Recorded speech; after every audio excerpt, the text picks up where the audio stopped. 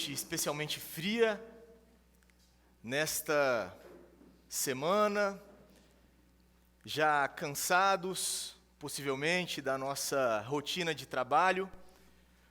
Por que chegamos aqui? Por que viemos até aqui? Nós viemos até aqui porque nós reconhecemos que nós somos insuficientes. Como nós já oramos, reconhecemos que a nossa suficiência, a nossa força, o nosso poder não está em nós mesmos, está no Senhor e na Sua palavra. Estamos aqui porque reconhecemos que essa palavra, ela é poderosa. E é por meio dela que nós somos fortalecidos, porque a palavra do Senhor, o Evangelho do Senhor Jesus, é verdadeiramente poderoso. O Senhor Jesus, Ele chamava a sua mensagem, Ele chamava o seu Evangelho do Evangelho do Reino. É a boa mensagem do Reino, porque era uma mensagem que em si mesma, ela tinha poder, em si mesma, ela trazia autoridade. E é esse tipo de Evangelho, é essa palavra que nós precisamos, e é isso que nós buscamos nesta noite. Porque o Evangelho do Senhor Jesus, ele é verdadeiramente poderoso. Ele mexe conosco. Ele nos impacta. De maneira que, se nós não temos sido impactados pela mensagem do Senhor, é porque não é a mensagem do Senhor que tem chegado aos nossos corações. Porque o Evangelho do Senhor Jesus, ele é poderoso. Ele é cheio de autoridade. E é esse tipo de evangelho que nós precisamos. É dessa palavra poderosa que o nosso coração carece sempre, carece no meio desta semana, carece hoje. Somos insuficientes, somos incapazes, mas a nossa plenitude, a nossa suficiência, a força, o poder que precisamos, está nessa palavra, está nesse evangelho. A respeito desse evangelho poderoso, nós vamos meditar nessa noite. Abra sua Bíblia em Lucas, no capítulo 4. Nós vamos ler a partir do versículo 31, percebendo este evangelho poderoso, este evangelho que verdadeiramente impacta, que se não está nos impactando é porque nós não estamos confiando, não estamos nos apegando a este evangelho. Este é o evangelho que nós precisamos de um evangelho poderoso. Por que precisamos? Acompanha, por favor, Lucas no capítulo 4, nós vamos ler do versículo 31 até o versículo 44. O evangelho poderoso, a mensagem de Cristo, o evangelho que precisamos. Diz assim: então ele, Jesus, desceu a Cafarnaum, cidade da Galileia, e no sábado começou a ensinar o povo. Todos ficavam maravilhados com o seu ensino, porque ele falava com autoridade. Na sinagoga havia um homem possesso de um demônio, de um espírito imundo. Ele gritou com toda a força: ah, que queres conosco, Jesus de Nazaré? Vieste para nos destruir? Sei quem tu és, o Santo de Deus. Jesus o repreendeu e disse: cale-se e saia dele. Então o demônio jogou o homem no chão diante de todos e saiu dele sem o ferir. Todos ficaram admirados e diziam uns aos outros: que palavra é esta? Até aos espíritos imundos ele dá ordens com autoridade e poder, e eles saem. E a sua fama se espalhava por toda a região circunvizinha. Jesus saiu da sinagoga e foi à casa de Simão. A sogra de Simão estava com febre alta e pediram a Jesus que fizesse algo por ela. Estando ele em pé, junto dela, inclinou-se e repreendeu a febre, que a deixou. Ela se levantou imediatamente e passou a servi-los. Ao pôr do sol, o povo trouxe a Jesus todos os que tinham vários tipos de doenças, e ele os curou, impondo as mãos sobre cada um deles. Além disso, de muitas pessoas saíam demônios gritando: tu és o Filho de Deus. Ele, porém, os repreendia e não permitia que falassem, porque sabiam que ele era o Cristo. Ao romper do dia, Jesus foi para um lugar solitário. As multidões o procuravam e, quando chegaram até onde ele estava, insistiram que não as deixasse. Mas ele disse: é necessário que eu pregue as boas novas do reino de Deus em outras cidades também, porque para isso eu fui enviado. E continuava pregando nas sinagogas da Judéia. Nesse texto nós vemos o Senhor Jesus dando continuidade ao seu ministério. Ministério profético, ministério de proclamação, ministério de pregação da sua mensagem, proclamação do seu evangelho, evangelho que ele mesmo chama de evangelho do reino de Deus. Uma palavra poderosa, uma palavra com autoridade, a palavra viva de Deus. A mesma palavra que nós queremos escutar nesta noite, porque é deste evangelho que nós precisamos de um evangelho que seja poderoso em nossas vidas. E o que significa o evangelho ser poderoso em nossas vidas? Por que nós precisamos de um evangelho que seja poderoso, que cause impacto em nossas vidas? Que evangelho é esse? Ele é poderoso, em primeiro lugar, porque ele transforma, porque ele liberta. Porque ele liberta. O evangelho, ele é poderoso porque ele traz libertação. Porque o evangelho, quando chega, a palavra quando é pregada, o evangelho quando chega às nossas vidas, o evangelho quando chega no coração do homem, ele não chega em um coração aceitável. Ele não chega em um coração desejoso. Ele não chega em um coração sedento, pelo contrário, o evangelho, ele chega em um coração rebelde, em um coração inimigo, um coração obstinado, um coração que está aprisionado na autoridade do reino das trevas. E por isso o evangelho precisa ser poderoso para trazer libertação, e somente o evangelho pode libertar. Somente o evangelho pode trazer a libertação que nós precisamos. E aqui nós vemos então, o Senhor Jesus ainda no início do seu ministério, proclamando a palavra, o evangelho de Deus. Recentemente, ele foi expulso da sua cidade, de Nazaré, por pregar a palavra. Não queriam reconhecer a sua autoridade. Mas aí o Senhor Jesus, ele continua o seu ministério, e o seu método ministerial qual é? Ir até as sinagogas, o local de culto dos judeus, aos sábados, que é quando eles se reuniam para o culto, e ali passar a ensinar, pregar a palavra. Então ele sai ali da sua cidade de Nazaré e caminha ao sul, em direção à Judéia, Jerusalém, que é onde ele quer chegar. E nesse momento ele para numa cidade que é Cafarnaum. Cafarnaum já é uma cidade maior, já é uma cidade mais importante. Essa sinagoga aqui é uma sinagoga maior, uma sinagoga mais importante. O próprio Evangelho de Lucas, ele narra outras vezes em que Jesus vai até essa sinagoga. E Jesus aqui, ele mais uma vez está pregando o Evangelho, pregando a palavra de Deus.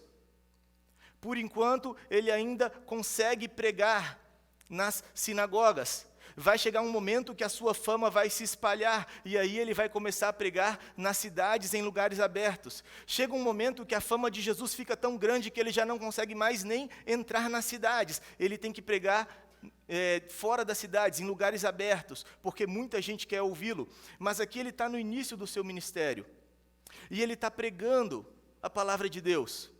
Mas aqui logo diz que quando ele começa a pregar, quando ele começa a ensinar, o versículo 32 diz que todos ficaram maravilhados. Todos ficaram como que assustados. Todos ficaram, eles perceberam que a palavra de Jesus era diferente. E eles ficaram maravilhados por quê? Porque a sua palavra tinha autoridade. A sua palavra tinha poder. A sua palavra não era simplesmente um discurso que chegava aos seus ouvidos, não era um discurso que enchia as suas cabeças. A palavra de Jesus mexia com aquele povo. E isso deixa aquele povo maravilhado. A sua pregação, ela é diferente dos mestres da lei. Era uma pregação que mexia com o coração daquele povo. E interessantemente, enquanto Jesus prega, naquele momento, diz que naquela reunião, naquele culto, havia um homem possesso de um espírito maligno. E esse espírito maligno se levanta com grande petulância. Ele dá um grande grito. E ele diz: o que você está fazendo aqui, Jesus? Literalmente ele diz: o que nós temos a ver contigo? É uma grande arrogância o que está acontecendo aqui. Ele está se levantando contra a autoridade do Senhor Jesus. Ele está dizendo: aqui a autoridade é minha. Aqui eu não aceito a sua autoridade. O que você veio fazer aqui? Perceba a arrogância, perceba a petulância do maligno. E ali ele se levanta e ele diz isso, e ele acusa: eu sei quem o Senhor é. Dizendo claramente: eu vou me opor aos seus desígnios. Mas o Senhor Jesus, com a sua palavra poderosa, com uma única palavra, ele diz: cale-se, saia desse homem. E por meio da sua palavra poderosa, o Espírito agita aquele homem, ele cai, mas o Senhor Jesus preserva aquele homem, porque diz que sai dele sem machucá-lo. E neste momento, o povo que já estava maravilhado, fica ainda mais maravilhado. Eles dizem: que palavra é essa? O versículo 36. Até aos espíritos imundos ele dá ordens, e com autoridade eles saem. Eles reconhecem o poder, a autoridade, um evangelho diferente, uma palavra diferente da que eles estavam acostumados a ouvir. E é dessa palavra, é desse evangelho que nós precisamos. Porque a verdade, o que a Bíblia diz, é que esse tipo de experiência, a experiência de endemoniado, a experiência de ser possesso de um espírito maligno, não é uma experiência que todos irão viver. Não é isso que a Bíblia diz.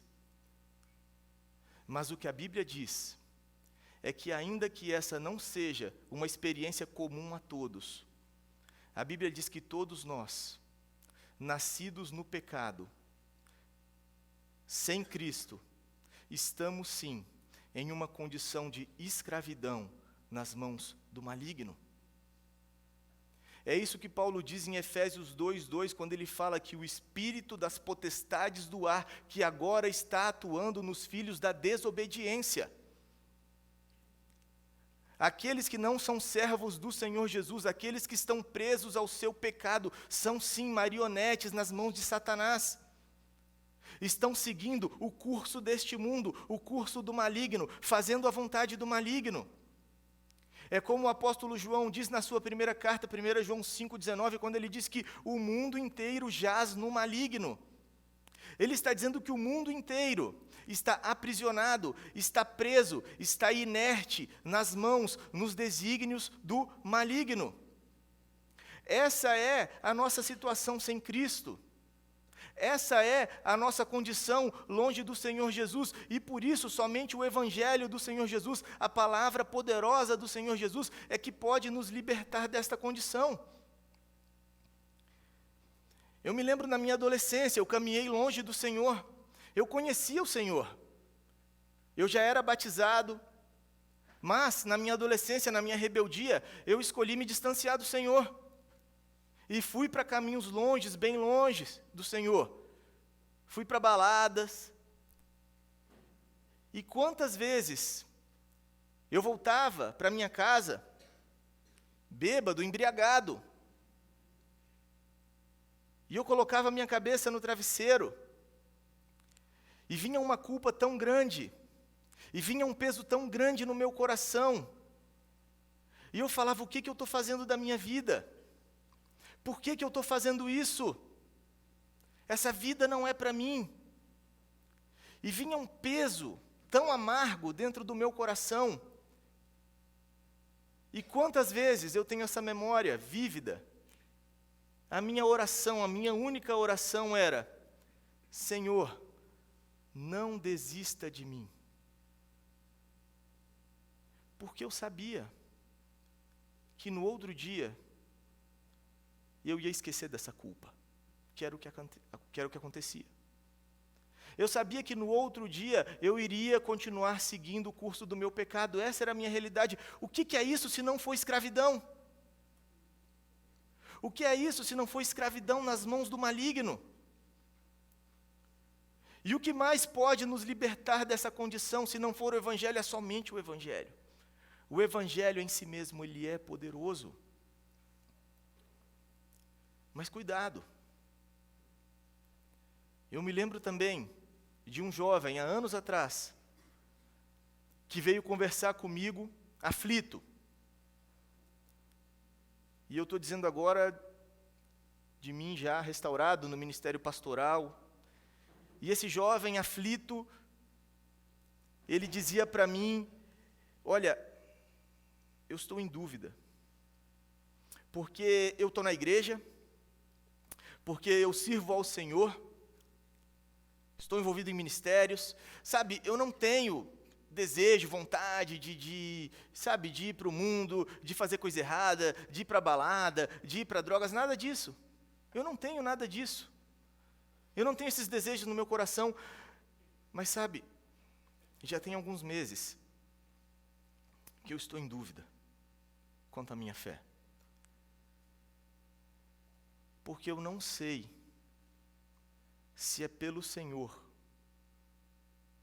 que eu não tenho desejo de fazer essas coisas, ou se é simplesmente por princípios que os meus pais me ensinaram. Eu não sei se eu amo o Senhor de todo o meu coração. E eu lembro que aquela conversa foi longa, e quantas vezes ali eu falei do Evangelho, e falei que ele devia sim colocar toda a esperança, o coração dele no Evangelho, de fato era a única saída, a única solução para ele. Mas o fato é que aquele jovem, com um comportamento tão bom, tão legal, hoje não está mais na comunhão da igreja, está distante. Porque todos nós precisamos de libertação, seja qual for a nossa condição. Não podemos confundir vida cristã com elegância, bom comportamento, bons modos. É muito mais profundo que isso. Ou muito menos com um comportamento mediano, um comportamento medíocre. Carrego pecados na minha vida, mas, sabe, todo mundo tem, todo mundo peca, não tem problema nenhum. E não clamo por libertação. Acho que está tudo bem. Invento as minhas desculpas, invento as minhas justificativas. Não existe anseio pelas coisas celestiais. Não existe anseio por mais de Cristo, por santificação, pela volta de Cristo, pelo reino de Deus na minha vida, na minha família, nos meus irmãos. E eu olho para o meu coração e eu vejo apego somente pelas coisas do mundo, pelas coisas ilusórias, pelas coisas passageiras. Escravo. É dessas coisas que o Evangelho, e somente o Evangelho, nos liberta. E é desse tipo de libertação que todos nós precisamos. Precisamos da liberdade do Evangelho e de permanecer na liberdade do Evangelho. E é por isso que estamos aqui, porque talvez nós, mesmo nós que já temos um encontro com Cristo, que já fomos libertos pelo Evangelho, mas caminhando no mundo, caminhando no decorrer desta semana, o mundo volta a brilhar como atrativo nos nossos olhos, seja pelos nossos sucessos, e nós nos apegamos com amor, seja pelos nossos fracassos, e aí nós murmuramos e também reclamamos, e esquecemos das grandes promessas, da salvação que temos no Senhor. e nos apegamos a este mundo, mas o Evangelho é poderoso para nos libertar e trazer em nós o verdadeiro apego, a verdadeira alegria celestial de que não vivemos para este mundo, vivemos no reino de Cristo. Esperança celestial, desejo pelas coisas celestiais, desejo pelo eterno, verdadeira liberdade, liberdade do Evangelho, liberdade que precisamos e que a palavra gera em nós. A palavra gera em nós. A palavra de Cristo, poderosa para nos libertar. E poderosa, agora sim, para nos transformar. Porque o que acontece então, aqui, é que termina essa reunião, termina esse culto, e aqui aparece pela primeira vez esse personagem, Simão Pedro. Jesus já tinha algum tipo de proximidade com Pedro. A gente vai ver que só no capítulo 5 Jesus chama Pedro para ser o seu discípulo. Mas aqui nós vemos que Jesus já estava desenvolvendo algum tipo de relacionamento com Pedro. E Pedro morava em Cafarnaum. E aqui Pedro faz um convite para Jesus. Depois do culto, depois da reunião ali na sinagoga, Jesus, vamos para minha casa. O Senhor não gostaria de ser hospedado na minha casa? E o Senhor Jesus aceita. E ele vai para a casa de Pedro. E quando ele chega na casa de Pedro, a sogra de Pedro está doente. E aqui diz que ela está com uma febre altíssima. E eles começam a pedir a Jesus, a rogar, a insistir: Senhor Jesus, faça algo por ela. E aqui, pela segunda vez, o Senhor Jesus demonstra a autoridade da sua palavra.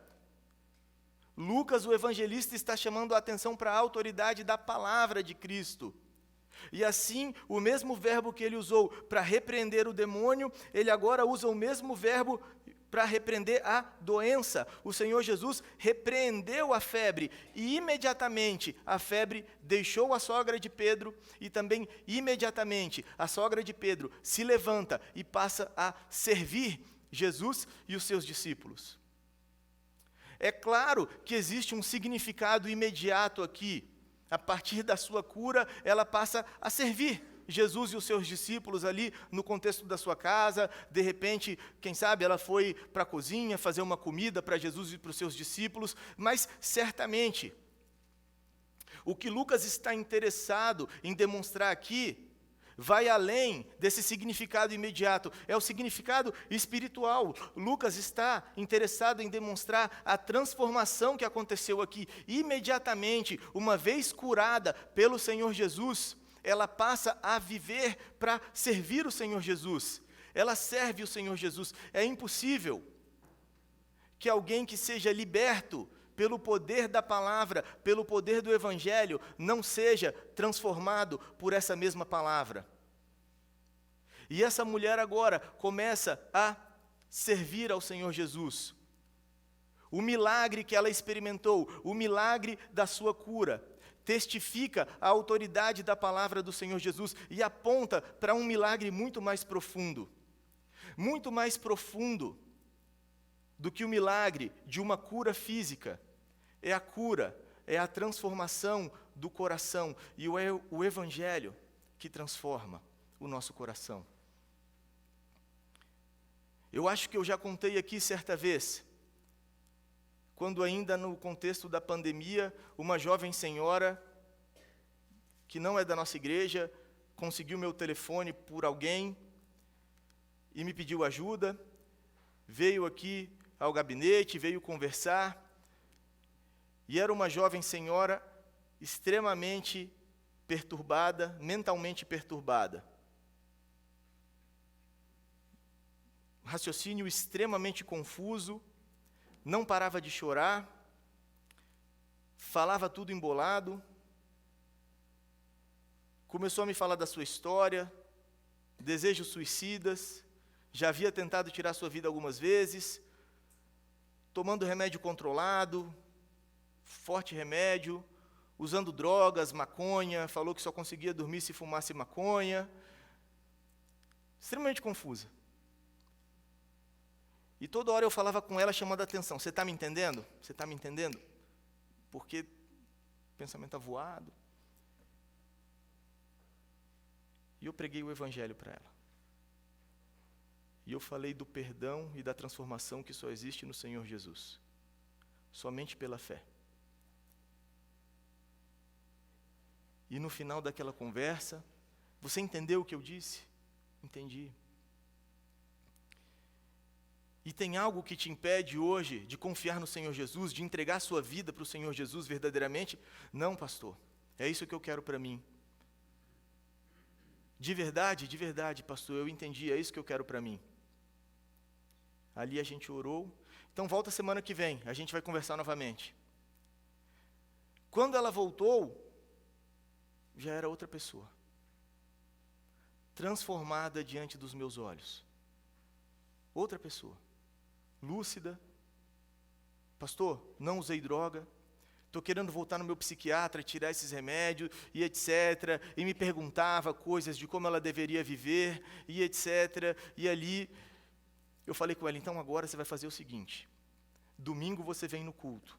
Semana que vem você volta nesse mesmo horário para a gente conversar. Tem mais coisas que eu quero falar para você a respeito do Evangelho. E aí eu nunca mais vi essa mulher. Ela nunca mais voltou. Ela nunca mais apareceu. Mas parecia tão real. Mas eu vi a transformação ali. Parecia que era verdadeiro. Mas ela não perseverou no Evangelho. Queria bênçãos momentâneas do Evangelho. E a palavra do Senhor, que nos liberta, que nos transforma e que é poderosa para nos exortar a permanecermos na transformação, a termos cuidado com transformações que sejam passageiras, que sejam momentâneas. E por isso precisamos permanecer na palavra, permanecer no Evangelho, reconhecendo que somente o Evangelho é poderoso para verdadeiramente transformar os nossos corações, as nossas vidas, nossos hábitos, nossas atitudes e tudo isso para a glória de Deus. Lucas está chamando a atenção para isso, para o poder da palavra, para a autoridade da palavra, porque essa palavra é o Evangelho do reino. É o Evangelho que chega em um lugar onde existe hostilidade, onde existe guerra, onde existe escravidão, e somente o Evangelho é capaz de nos tirar desse reino das trevas e nos colocar no reino do Filho amado de Deus, e a partir daí existe uma transformação, a partir daí nada mais é igual. A partir daí, não dá mais para ficar negociando com o mundo, negociando com os nossos desejos que nos prendem a este mundo. É perseverar no Evangelho e abraçar a transformação que o Evangelho tem para nós. É como uma outra senhora que também chegou, me procurou e estava com problema no seu casamento, não era crente, e eu falei com ela, tudo bem, a gente pode falar sobre o seu casamento, mas veja, se a sua vida não for transformada pelo Senhor, de nada adianta restaurar o seu casamento, porque não vai dar certo. Não, pastor, mas é isso que eu quero. E frequentou a igreja, e passou um tempo, e chegou um momento que o marido dela aceitou voltar, e não durou uma semana, o casamento foi desfeito de novo, porque não houve transformação. Queria a bênção, queria o socorro, mas não queria a transformação. O Evangelho é poderoso para nos libertar, para nos transformar. E ele é poderoso para se propagar. O Evangelho, ele é tão poderoso que ele jamais fica contido. Ele sempre vence as barreiras. Ele sempre se propaga. Ele é como fogo que se alastra numa mata seca. E é o que está acontecendo aqui.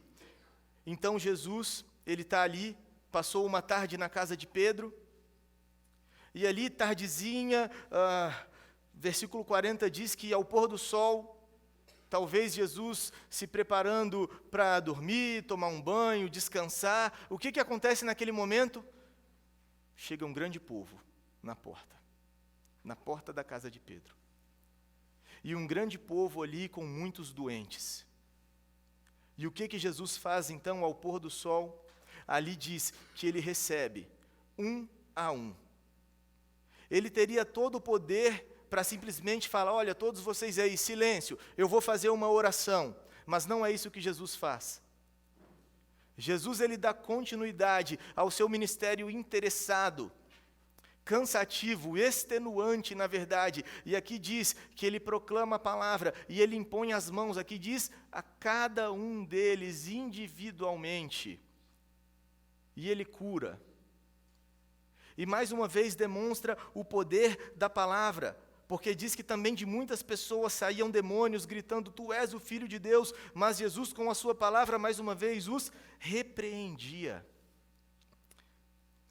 Ele não permitia que o testemunho da sua identidade estivesse na boca de demônios.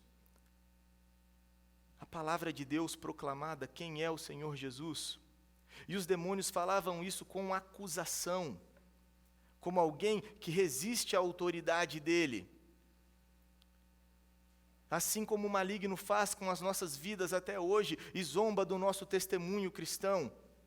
Você é cristão, você é santinho, você é isso, você é aquilo, e levanta-se contra a autoridade de Cristo nas nossas vidas, e o Senhor Jesus com a sua palavra os repreende, demonstrando a autoridade da sua palavra.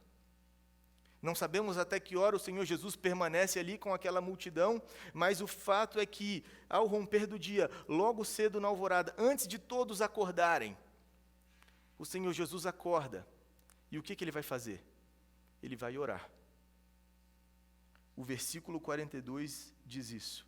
Ele vai para um lugar solitário. E é interessante, estudando o Evangelho de Lucas, eu não havia me percebido a respeito disso, o quanto que Lucas menciona, quantas vezes o Senhor Jesus faz questão de sair do meio da multidão, ir para lugares solitários e orar. Deus entre nós, Deus encarnado, Deus conosco, plena comunhão com Deus Pai, mas reconhecia a necessidade de tempo de oração, tempo a sós com seu Pai, tempo com Deus. E constantemente o Senhor Jesus fazia isso. E naquele momento, então, logo cedo, mais uma vez, cedinho, já vem o que é uma multidão com doentes na porta de Pedro. Mas quando chegam, Jesus não está mais lá. Onde está Jesus? E aqui diz que incansavelmente eles começam a procurar. Cadê Jesus? Cadê Jesus? E quando eles encontram Jesus, eles começam a implorar: Jesus, não vai embora. Está tão bom. O reino de Deus chegou. A sua presença aqui conosco já não tem mais problema nenhum, já não tem mais doença, as consequências do pecado já não estão mais sobre nós, a maldição do pecado, a oposição maligna já não existe mais diante da sua presença. O Senhor Jesus está manifestando o seu reino. É uma pequena amostra do que nós vamos experimentar quando o Senhor Jesus voltar para consumar este reino. Este reino que nós vivemos nele, estamos preparados para ele. E eles falam: Jesus, fica aqui, por favor, está muito bom. Jesus fala: não me impeçam. Eu preciso ir. É necessário que eu vá também em outras cidades, porque eu fui enviado para isso. Essa é a minha missão. Proclamar, anunciar o Evangelho, as boas novas do reino de Deus. E a narrativa termina dizendo que ele foi, e o Evangelho se expande até as cidades da Judéia. Sai da Galileia, está se expandindo, está alcançando a Judéia. O Evangelho é o poder de Deus para libertar, para transformar, e ele vai se espalhar, porque o reino de Deus vai prosseguir. E vai prosseguir, meus irmãos, através de nós, através de você, através da minha, através da sua vida, através do ministério da igreja. Este é o plano de Deus, este é o ide, a ordem de Jesus: ide e fazei discípulos. Essa é a vontade de Deus e ao mesmo tempo a promessa de Deus, porque Ele prometeu que toda a terra se encherá do conhecimento da glória do Senhor. E aí a grande questão é que esse evangelho, ele vai se propagar. Mas eu e você estamos engajados nisso, porque esse evangelho vai se propagar. A questão é, você é participante disso? Eu sou participante disso? Essa é a grande questão que cabe a nós. Crentes que não estão engajados na propagação do evangelho, não servem ao Senhor no contexto da igreja, não servem ao Senhor com seus recursos, o seu coração não arde por isso, por ver o evangelho se espalhando. Não servem ao Senhor no seu contexto, seja de trabalho, seja de família. O Senhor Jesus falou que nós devemos anunciar o reino de Deus enquanto é dia, porque a noite chega, quando ninguém pode trabalhar. A gente viveu uma mostra, uma pandemia totalmente inesperado, que nós vimos um pouquinho do que é sermos impedidos de proclamar a palavra.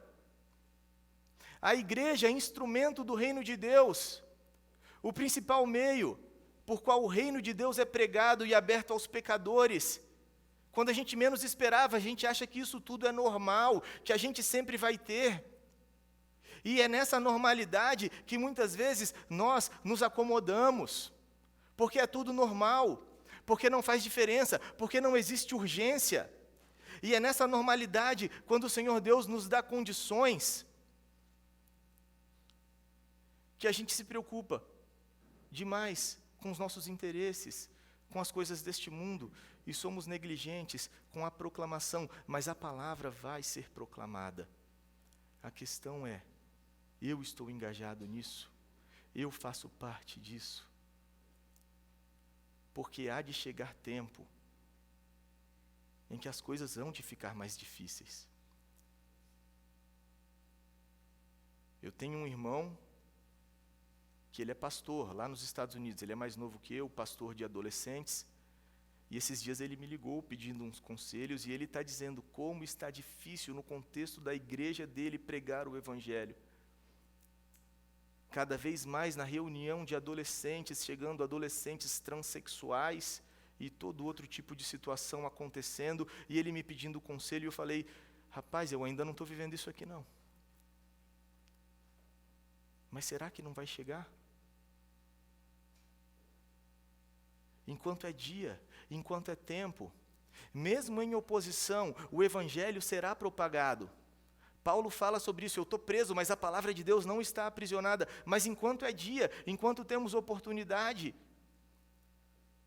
essa palavra que precisa se propagar, essa missão que o Senhor Jesus diz, para isso eu fui enviado, é a minha missão, é a missão que Ele coloca sobre a sua igreja. Vão e façam discípulos.